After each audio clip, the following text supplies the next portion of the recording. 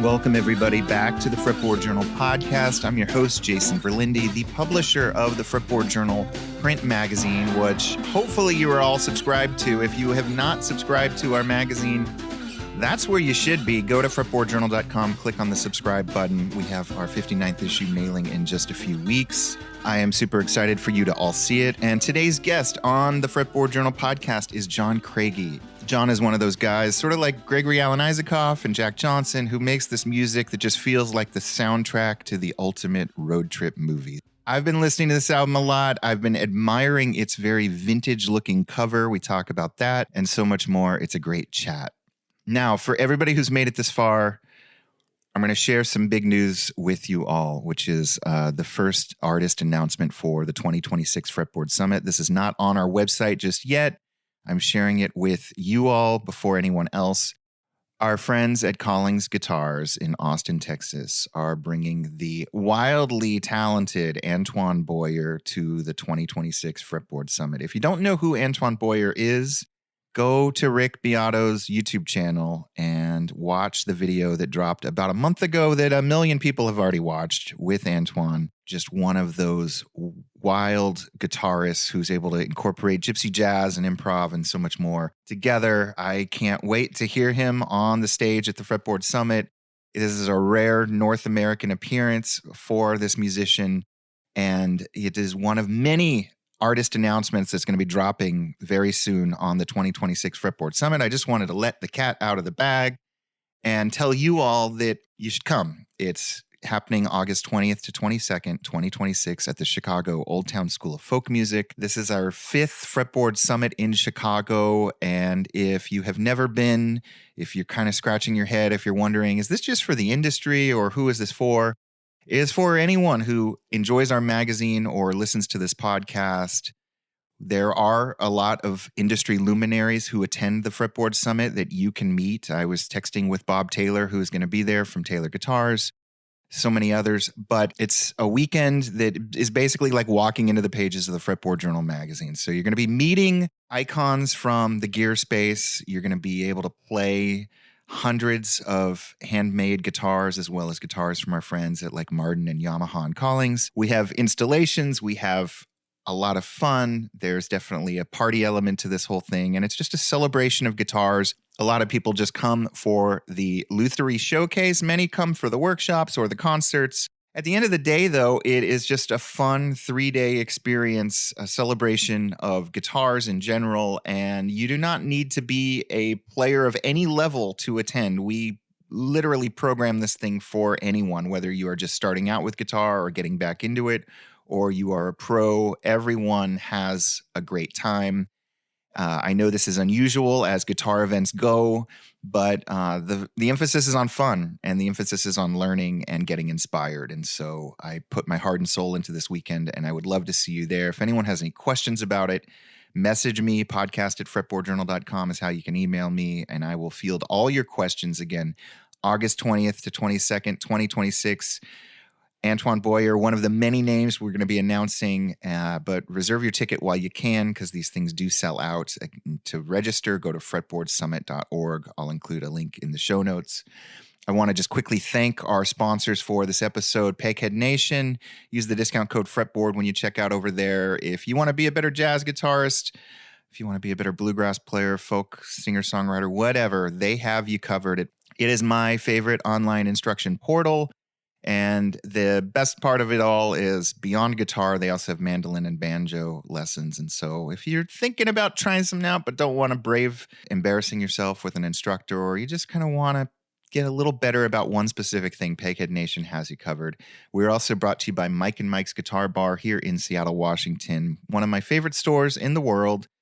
Check them out online at mmguitarbar.com. Check out their Substack. And if anyone is listening to this in the greater Pacific Northwest, they have an incredible repair shop. Whether you need an acoustic, an electric guitar, or an amp fixed, I would wholeheartedly trust them. So swing on by there, tell them the Fretboard Journal sent you. And without further delay, this is my conversation with John Craigie. Again, the new album is out. It's on all the streaming platforms. I hope you enjoy our chat. John, welcome to the Fretboard Journal podcast. welcome. I mean, thank you.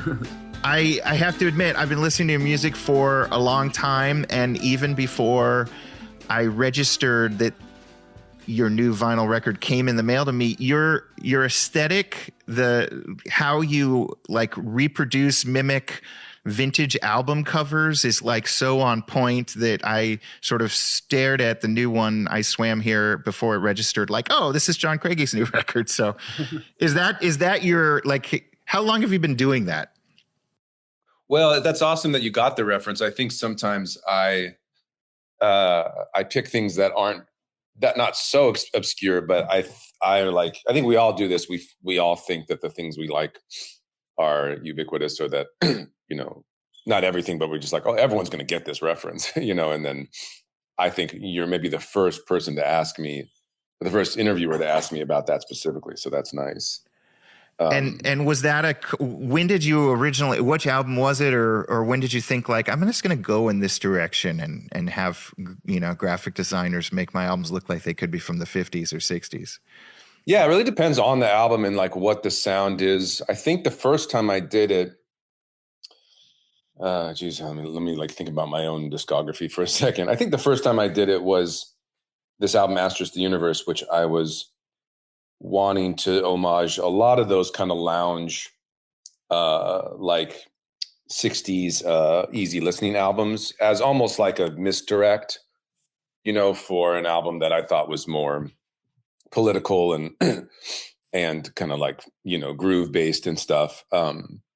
And I just was working with a really cool photographer, and we used like a similar font for the Herb Alpert, but we were using a lot of these like Henry Mancini, or even like some of those Sinatra albums in the 60s. It was just kind of like, let's just get like a model to like look wistful, and that. So that was the first one, I think. And then with Mermaid Salt, it was a similar, that one I don't think anybody got because it was a pretty obscure Italian album cover, but kind of the same idea of kind of like that era where they were just like, well, it's a male musician singing his own songs, but let's just get like a cool, almost to create maybe a vibe of like calm or relaxation or something. This is so cool. And I also, knowing my, rabbit hole habits, like I could see this being a slippery slope where you're just buying vintage vinyl album after vintage vinyl album to kind of like store for future reference. Are you doing that? Yeah, I mean, I do that anyway, so. You're a big record collector? Yeah, well, I wouldn't say, I think if I were to say that to an actual record collector, they would scoff, but I think I would just say that I really enjoy vinyl and I have a pretty good collection. That's awesome. Yeah. When did music enter your life? Like, did you have folks who were really big into music and then you took up an instrument at an early age, or like, how did this all begin? Yeah, my parents were pretty square and my childhood was pretty square. Even though I grew up in LA, I would say it was not a very cool part of LA or a cool like community. Nothing against, no disrespect to the community, but it was just a very like, it was the 90s. It was sort of a square time. And just the main thing that I like to recognize is that just nobody around me was playing guitar, which is something that as I meet other musicians, that was just a normal thing, that their family played guitar. Or I can't remember any moment as a child where I went somewhere and people were just like hanging out playing, which is, I think, weird, but maybe not. I don't know. It was just sort of how the community was. And maybe it was just also a 90s thing. Maybe it was just a weird pocket, but it wasn't until I was about 16 that a friend of mine got a guitar, and I thought that was so cool. I was really obsessed with music, for my whole life, but I don't think I'd ever really seen just a regular person playing it. And he was a friend of mine, and I think that was really inspiring. And he was showing me stuff on the guitar. So I got a guitar, with him, and we were just, showing each other riffs, and it kind of grew into learning chords and then writing songs pretty quickly. So it was a cool thing. It felt like this sort of mysterious art that I didn't really feel like I belonged in. It was really cool. Was that first instrument an acoustic or an electric? The first I got was, it's funny because I just wanted a guitar and I didn't really know, this is like slightly pre-internet, you know what I mean? Sure.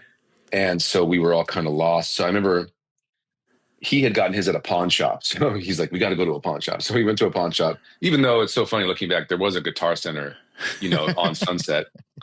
I don't think we knew what that was. And so we went to a pawn shop and I got like a weird Strat knockoff. It was called a Fender Prodigy, which is, I wish I would have kept it because it's not good, but it's kind of rare. And it's kind of like it's one of their like Strat knockoff things. But anyway, I had that and it was great. But I wanted the acoustic. So I think within about a year, I got a Takamine G230, which was the cheapest acoustic at that time. And I got that at Guitar Center. We figured out where Guitar Center was. So that was a game changer. But yeah, anyway, that was kind of went from there. And I played a lot more of the acoustic, mostly because I think my house was very small that I grew up in. My parents didn't like the guitar. So the electric was just louder. So it was nice to have the acoustic and I could just strum it at night, real quietly to myself. And who were your kind of early music influences, or like what were you trying to play on that acoustic? Yeah, when again, kind of like lack of education. When I first started, I was listening to a lot of 90s rock, so a lot of like Pearl Jam, Nirvana, Stone Temple Pilots, Smashing Pumpkins. I think the earlier stuff I remember learning would be like Green Day, because that was pretty easy. You'd learn like the Pearl Jam riffs or the Nirvana sort of riffs, the doom, doom, doom, doom, doom, come as you are kind of thing. And, but I remember, and that was really fun, but I wanted to write songs and I was having a hard time writing songs, that were kind of riff based. And one of my English teachers, I think, found out that I played guitar and he thought that was cool. Cause like I said, a lot of people weren't doing that. So he gave me, or he let me borrow the CD Freewheelin' Bob Dylan. And I think soon after that, Joni Mitchell Blue. And that was really eye-opening for me because this is like mid to late 90s. And Joni and Bob had not really had much of a coolness comeback. And so it was not really cool amongst kids to be listening to this. It was very much like grandpa music at the time. But I really liked it, especially Freewheelin' was so easy. I could pick those songs out and just to be able to have, there wasn't much music at that time. This is a little before Jewel, a little before Jack Johnson, but really there just wasn't like music on the radio that was just like a guy and a guitar or a person and a guitar.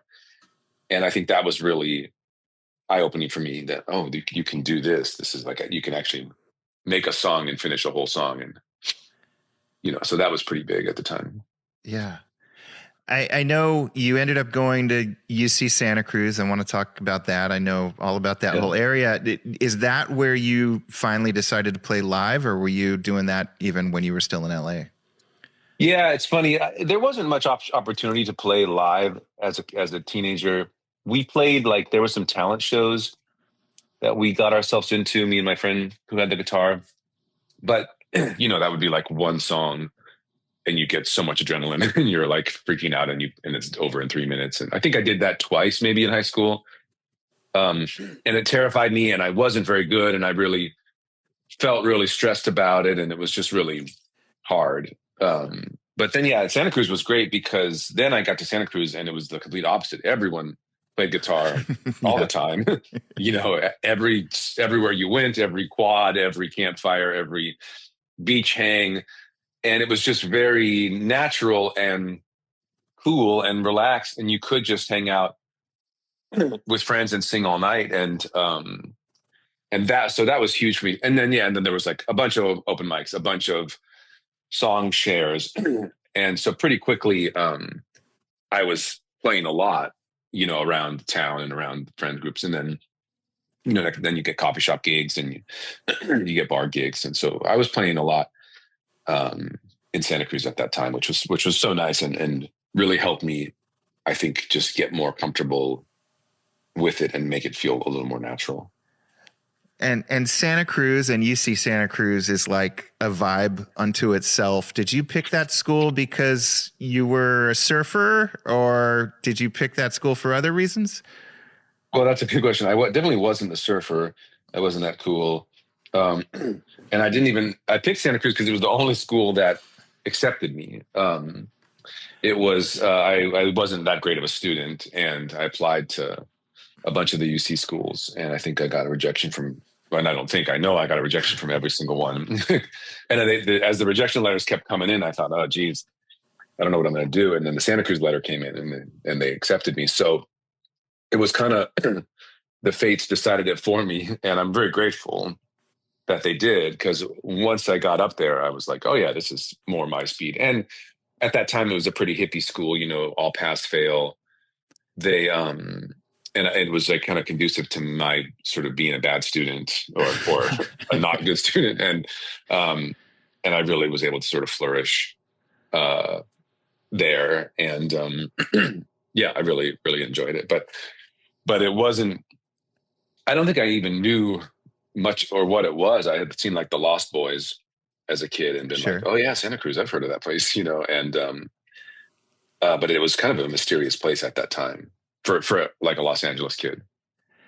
Interesting. Yeah, no, I mean, I just assumed, given like you've got some connections with Jack Johnson and get compared to him a bunch, that you were just like immersed in that whole surf culture, and that's how you ended up there. Yeah, it's funny you say that, because when I have hung with Jack Johnson in Hawaii, he wants to go surfing, and I always have to figure out a misdirect, to be like, let's not do that. I have surfed before, but I'm pretty clumsy, and I don't want to hurt I'm prone to hurt myself with things like skiing and wakeboarding and surfing. So I try to avoid those things so I can keep my wrists intact. Okay. So every time Jack sense. Johnson asks, you're like feeling a little under the weather or something. You come up with a good excuse. Yes. Good. All right. Or I just say like, let's get an acai bowl. I'm hungry. So Santa Cruz, you finally are playing out, like you said. Did you get, I guess I'm curious, like, when did like the world of the singer-songwriter enter your life?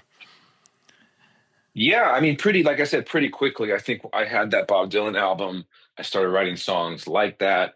I get to Santa Cruz. There's an open mic. There's several open mics a week.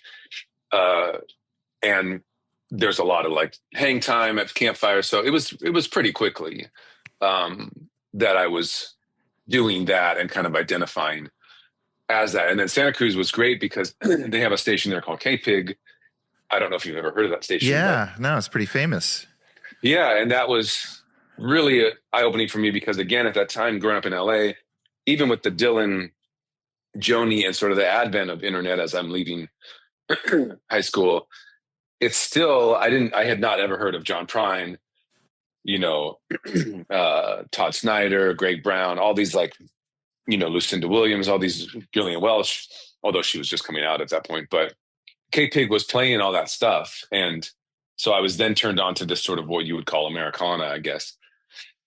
And these artists were coming through Santa Cruz a bunch. And so I was getting to K-Pig adjacent had this company called Snazzy Productions, and they were doing shows all the time, pretty small shows. So you could see Greg Brown, all these guys. And they were doing great. It was cool. It was very influential.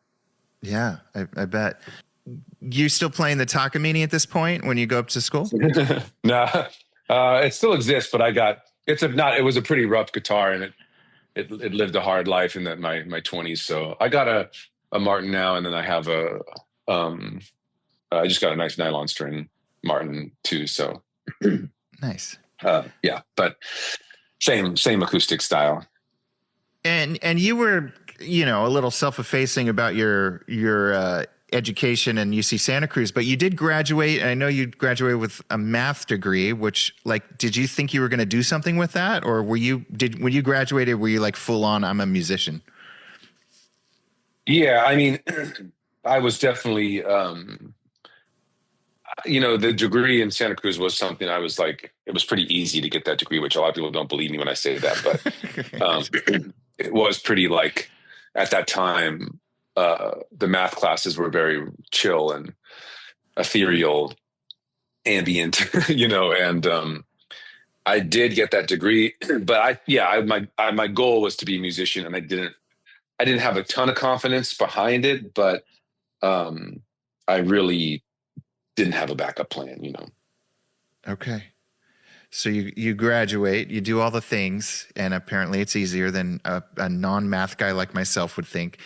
And then do you just hit the ground running, like I'm going to leave Santa Cruz and travel the country playing? Yeah, I mean, again, this is sort of was new territory for me, and I didn't know a lot of people doing. First of all, didn't know you could do that. I think like a lot of young people, you think like you need some sort of permission or some higher power, like a record label or an agent or somebody to deem you worthy of going on tour. I was aware that there were probably coffee shops similar to the ones in Santa Cruz around the country, but I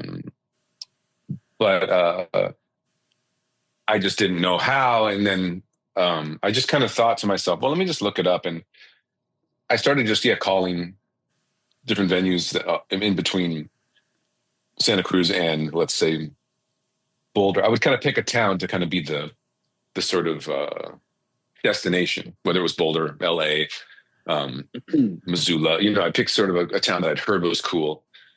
I'd call that town, try to get a gig there, and let that be the anchor gig, and then fill in the stuff in between. And yeah, it was really cool to do it. The first few I did were really fun, and the adventure was great. And it was a lot of like randomness and a lot of tip jars and a lot of just people sitting there, your background music, but it kind of gave me a framework of how I could potentially do it. Yeah. Yeah, no, I imagine some of those like intermediate gigs between the two destinations, like there had to be some really weird ones. Oh yeah, for sure. I do miss that sometimes. Now I've obviously you work really hard to get yourself into some sort of successful touring regimen, but I kind of miss the extreme randomness of those days. Yeah. And just to fast forward, you're up to what, 10 studio albums? Are we there yet? I guess. I don't know. People ask me that a lot of times. Yeah. I don't know. It depends on what you count as a studio album, but and then I've you've got some live albums. You've got live albums, you've got studio albums, and then occasionally you go deep on covers. Yeah, well, I've been doing these Beatles shows, which has been really fun. And Record Store Day had wanted me to release one of them a couple of years ago, and we did that, and people enjoyed that. So we had all these archived, and so we've been slowly kind of like releasing those every year. What inspired the Beatles? Obviously the Beatles, but you typically not compared to the Beatles. People usually talk about you with referencing John Prine and Mitch Hedberg for your between song banter. Like what made you like decide I'm going to do a Beatles record or a Beatles project? Well, it's funny. It was totally by a random, almost like a bet. Back in 2017, I've always been a Beatles nerd. Like I'm a music nerd, and the Beatles are a very easy band to be nerdy about. Anyway, it was just a sort of bet between me and my friend, kind of about Sgt. Pepper's and whether Sgt. Pepper's, whether the songs were good or the production was good. And I was really toting how much I liked the songs and how much value they had. I think just if you could break them down. So I did a show where I just did the songs and told stories. I did research. I researched it and had like kind of funny bits about what the songs were about and kind of tease the Beatles a little bit and tease myself a little bit and then it just was something that people enjoyed. I did end up adding a second show, and people kept asking, okay, well, which album will you do next? I think they liked. Yeah. So for a couple of years, I was just doing it in Portland. I did White Album, I did Abbey Road.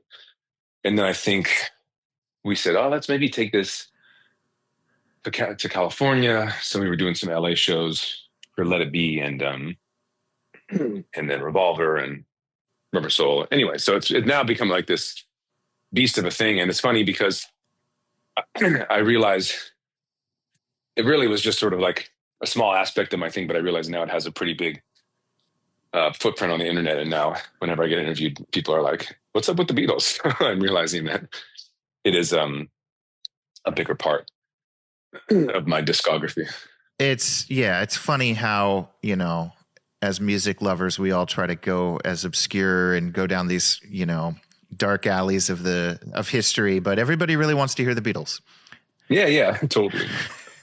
So I'd like to think that it is. I'm not really a covers guy, and I don't ever do. I'm not against it, but I just don't do covers in my shows. But I do think that this is something, hopefully, that I give a unique spin on. And the nights are also really fun. I get to have like each show, I have 5 openers, each doing a Beatles song that's not on the album I'm doing. And, you know, I get to hear my friends do their kind of fun interpretations. And, you know, this is a band that's been covered so much. So it's fun to kind of rearrange these songs. Totally. That's awesome. What was your first, I mean, we mentioned briefly like Jack Johnson, and you know, obviously there's a touchstone there in terms of like your music for folks listening to this who haven't necessarily heard your catalog. Like it Gregory Alan Isaacoff, Jack Johnson, like your music fits in so perfectly with that style. When did you and Jack actually cross paths? Yeah, in 2017, I played in Oahu, and he came out to the show. He had gotten a hold of one of my live albums, and he's a big fan of that particular, kind of like I am, and I was in my early 20s, of Greg Brown, Todd Snyder, Arlo Guthrie, Loudon Wainwright. Yeah, that kind of storytelling songwriter thing, and he'd heard of that. So yeah, he came to the show, and he's a very sweet guy, obviously, and very like, I think when he likes an artist, he likes to sort of reach out. So I think he just kind of it was just like interesting timing. He came to the show, and he was just about to go off that summer on his first tour in many years. And he just asked if I could open some shows. And I think, you know, that was a big jump for me, but I was happy to do it. And so that was that whole summer of 2017. We did most of the country. Some shows I opened, some shows I just sat in, but it was really, I was on the bus and everything. It was crazy. You are known, like I said, you're sometimes compared to like Mitch Hedberg. You're known for like being utterly hilarious on stage. I don't know if that's coming across on this podcast or not, but like, is that just your natural persona, or is that like honed after a decade now plus of touring and doing awkward live shows and all that good stuff? I think as a kid, I was wanting to be funny. You know, I think in that I was never that outgoing, but in that style of, it's funny, the Hedberg comparison, it really shows you how important Hedberg's cadence was, because I think our sense of humor is very different. I really like Mitch Hedberg, but you know, if you think about the actual jokes, yeah, he does more obscure. But it's interesting. I had not really heard him when I started doing this. I don't know when he started, but it's funny because I think he and I were just influenced by the same people. I heard an interview with him once before he died where they were asking him about that, and he was kind of talking about kind of these like beat poets and how a lot of them probably were really shy, and one way to sound cool is kind of to talk like this, right? This is a way yeah, to sound cool, but also it lets you collect yourself and think before you speak, because maybe you're not supposed to be up there, you know, and I really resonated with that. And I was like, yeah, I know that's a lot of where the comparison comes from. But if you listen to kind of early Arlo Guthrie, early Dylan, you know, that's a lot of, it's a similar kind of cadence, and they were probably pulling from the same thing, you know, Greenwich Village, these beat poets, probably awkward white guys who were just listening to jazz and trying to be cool, you know. But yeah, I think that humor was a big part of my life from the get-go. You know, my dad was kind of a funny guy, fun dad, and I liked that he was a good storyteller. I really would watch him and admire that. A good storyteller is important in a friend group, right? When the friend group meets up with the other part of the friend group and they want to know what happened. It's always annoying when someone's a really bad storyteller. These are important things, or maybe something really funny happened. And then you got the guy telling the story and he's like, no, oh, wait. Oh, see, did I mention that Brian was there? And you're like, God, let me tell it, And so I think I was usually the designated.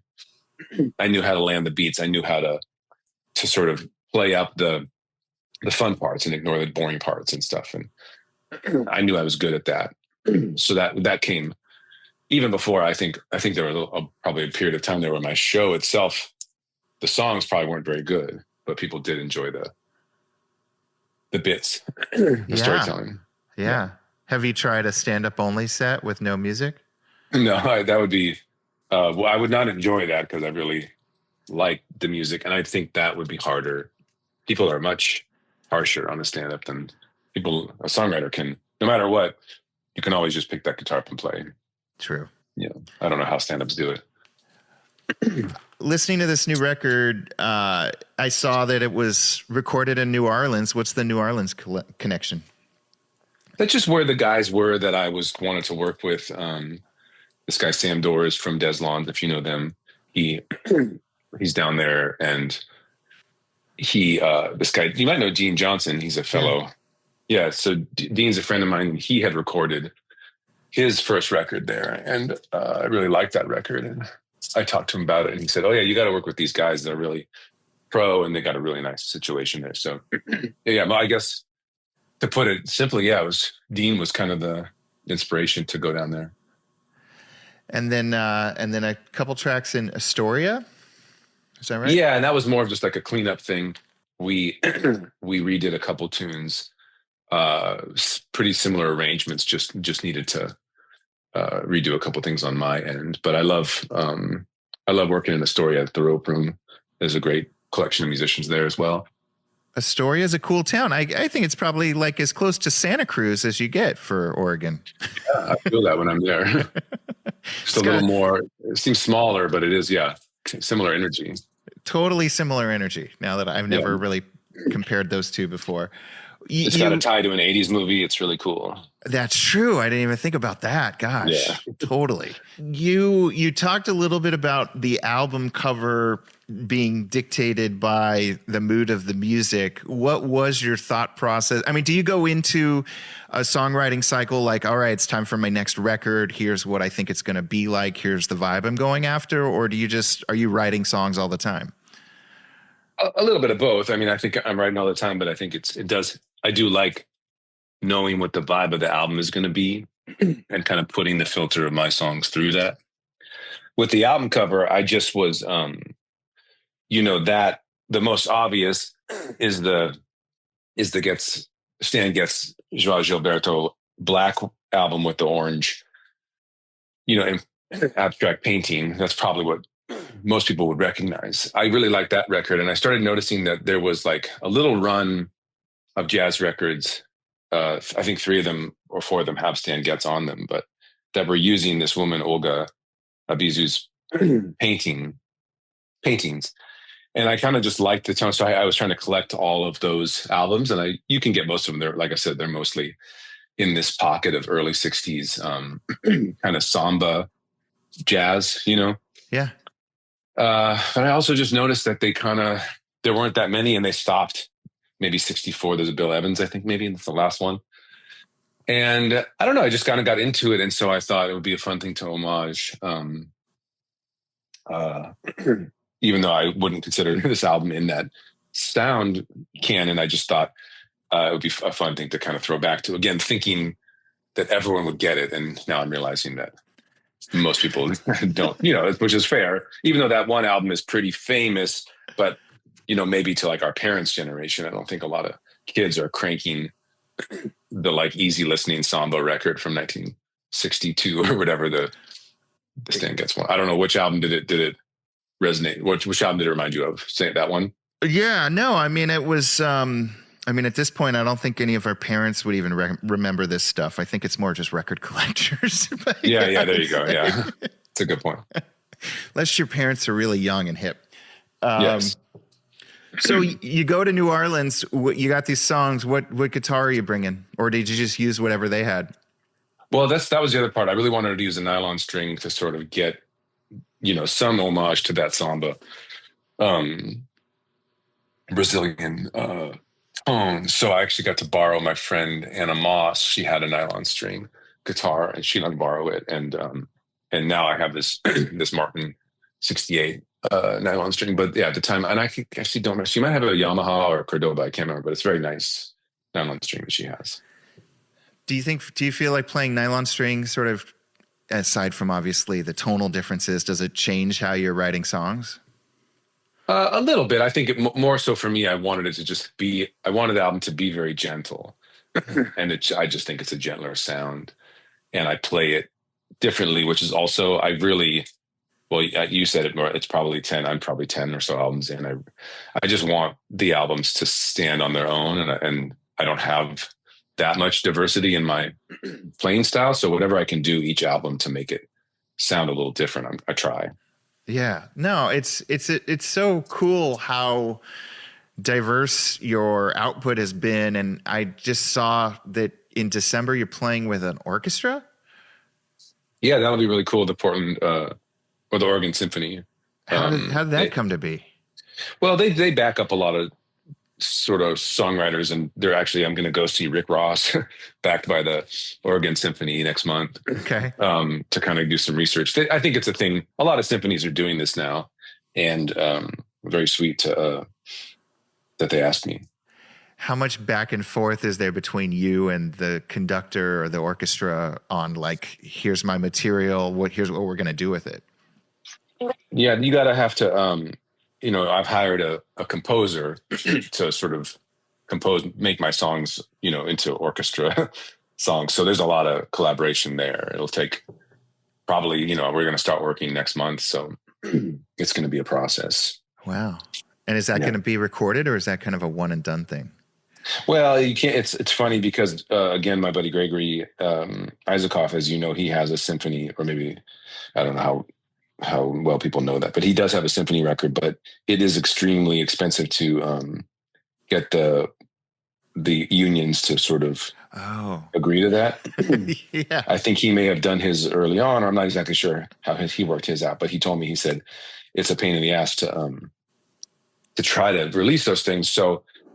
There are ways to do it. Probably what will happen is, once you have your sheet music, you can go around. And he was saying there are different orchestras in different parts of the country that are more affordable, or you go to Europe or something. So ideally someday, yes, I'd like to do that, but I don't think we're going to be able to record these first few ones that we do. I mean, I think you need to mimic the album cover of a famous bootleg and just bootleg it yourself and like sell it on the underground, but... Yes, I'll try that too. They probably wouldn't like that. Probably, who knows? What are they going to do? They're going to come at me with. I know you're touring this summer. Like, what's next for you on the record front? What are you working on right now? Yeah, I'm actually this summer. I'll be back in the studio and just kind of trying to get some new ideas down that I'm working on right now, but. Just not exactly sure where the next one's going to go, but something different, ideally. I love it. Yeah. Possibly album 11 or 10 or whatever. We lost count, but it's up there. Yeah, it's coming. The new record, I Swam Here, is so cool, and I encourage everyone. I'll include a link in the show notes for anyone who wants to check it out and follow you. And just thank you for your time. Thank you so much. Thanks for talking to me. All right, that was my chat with John Craigie. Thanks as always for tuning in. We got a Luthier and Luthier coming. It's my birthday week. Thanks as always for tuning in. Thanks as always for leaving us a review over on Apple Podcasts. And until next time.